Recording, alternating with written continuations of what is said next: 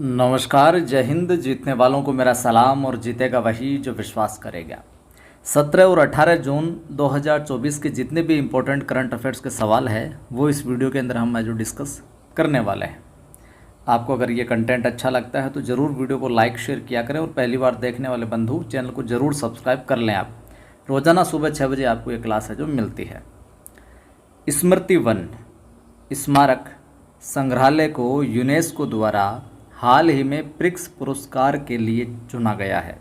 जो स्मृति वन संग्रहालय है ये भारत के कौन से राज्य में है? तो उत्तर हो जाएगा ए। कहाँ पर है? गुजरात में है। क्या है? स्मृति वन संग्रहालय, जिसको यूनेस्को ने हाल ही में किस पुरस्कार के लिए? प्रिक्स पुरस्कार के लिए चुना है। इंपॉर्टेंट सवाल है, पूछा जा सकता है। व्याख्या देखिए कि गुजरात के भुज में स्थित स्मृति वन भूकंप स्मारक संग्रहालय को प्रिक्स पुरस्कार के लिए जो चुना गया है, जिसमें इसे विश्व के 7 सबसे खूबसूरत संग्रहालयों में से एक माना गया है। ये पहली बार है जब किसी भारतीय संग्रहालय को अपनी वास्तुकला और डिजाइन उत्कृष्टता के लिए ऐसी वैश्विक मान्यता है जो मिली है। ठीक, प्रश्न आपसे पूछा जा सकता है, तिरुमाला तिरुपति देवस्थान के नए एग्जीक्यूटिव ऑफिसर के रूप में किसे है जो चुना गया है? तो जे श्यामला राव को चुना गया है। प्रश्न है, दिव्य दृष्टि नामक एआई टूल किसके द्वारा विकसित किया गया? तो डॉक्टर शिवानी वर्मा के द्वारा दिव्य दृष्टि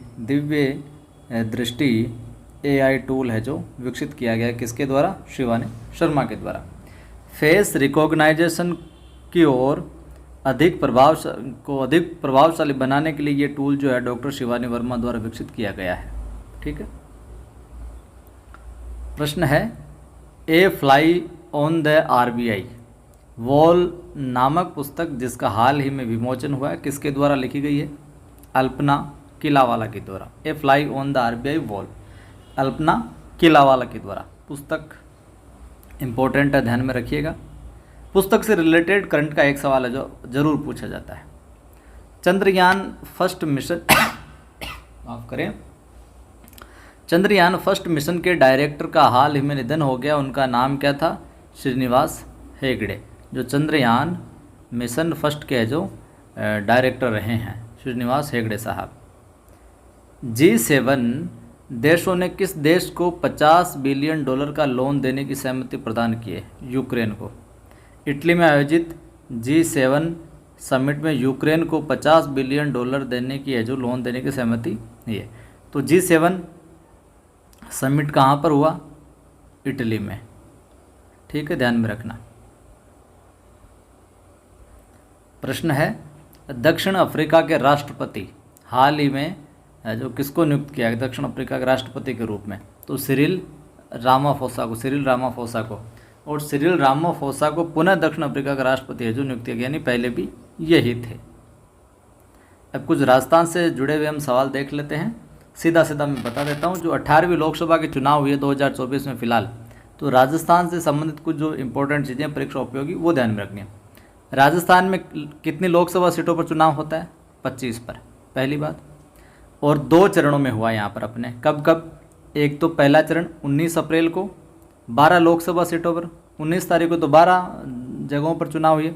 फिर 26 अप्रैल को बाकी जो बची हुई 13 लोकसभा सीटें थी उन पर। तो कितने होंगे? 12, 12, 24 रे 25 सीटों। तो राजस्थान की 25 लोकसभा सीटों पर 2 चरणों में चुनाव होता है। पहला 19 अप्रैल को डाले जाते हैं और दूसरा 26 अप्रैल को। ये ध्यान में रखना है। जिनमें कुल 266 प्रत्याशियों ने भाग लिया था। अपने को 19 और 26 से जो ध्यान में रखना है। प्रथम चरण में मतदान प्रतिशत बात करें यानी कि 19 तारीख को 58.28%। दूसरे चरण में 65.52। कुल मतदान प्रतिशत रहा ओवरऑल 62.10। ये ध्यान में रखना, 62.10 मतदान प्रतिशत रहा 18वीं लोकसभा चुनाव 2024 राजस्थान में। सर्वाधिक मतदान वाली लोकसभा सीट बाड़मेर रही, 75.97% यहाँ पर है जो वोटिंग हुई।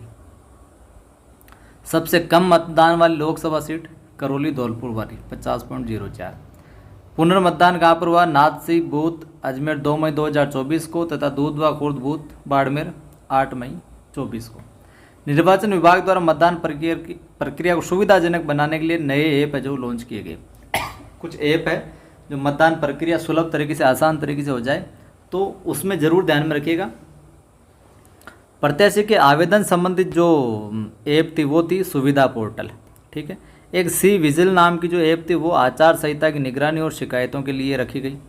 एक वोटर हेल्पलाइन वो मतदाता सूची में नाम खोजने, जोड़ने व हटाने के लिए यूज किया गया। इसका एक यूज किया गया सक्षम ऐप का, जो कि दिव्यांगजनों के लिए थी।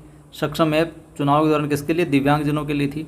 एक ट्रैकर का मतदान के दिन लाइन में लगे मतदाताओं की जानकारी के लिए किसका प्रयोग किया गया? ट्रैकर का, ठीक है। आगे और प्रश्न देखिए। हाल ही में लॉन्च हुई पुस्तक आई हैव द स्ट्रीट्स एक कुट्टी क्रिकेट स्टोरी किसकी आत्मकथा है? आर अश्विन की। वेरी इंपॉर्टेंट है, ध्यान में रखना, पुस्तक है इसलिए। प्रश्न आपसे पूछा जा सकता है, टेस्ट एटलस के अनुसार दुनिया के 10 सर्वश्रेष्ठ आम व्यंजनों की सूची में भारत के आमरस को कौन सा स्थान मिला है? पहला स्थान मिला है भाई साहब। आमरस के साथ साथ भारतीय आम की जो चटनी है उसको 5वां स्थान मिला है।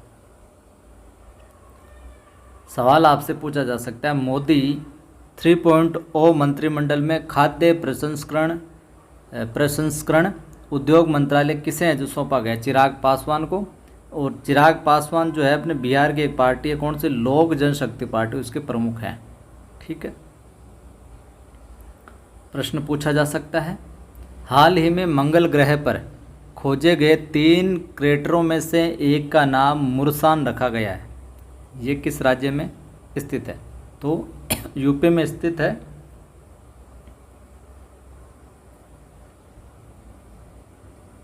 काशी विश्वविद्यालय के पूर्व शोध छात्र भौतिकी शोध प्रयोगशाला के निदेशक डॉक्टर अनिल भारद्वाज की जन्मस्थली हाथरस जनपद के मुरसान कस्बे में है, ठीक है। इसलिए इसका नाम है जो मुरसान रखा गया है इनके नाम पर।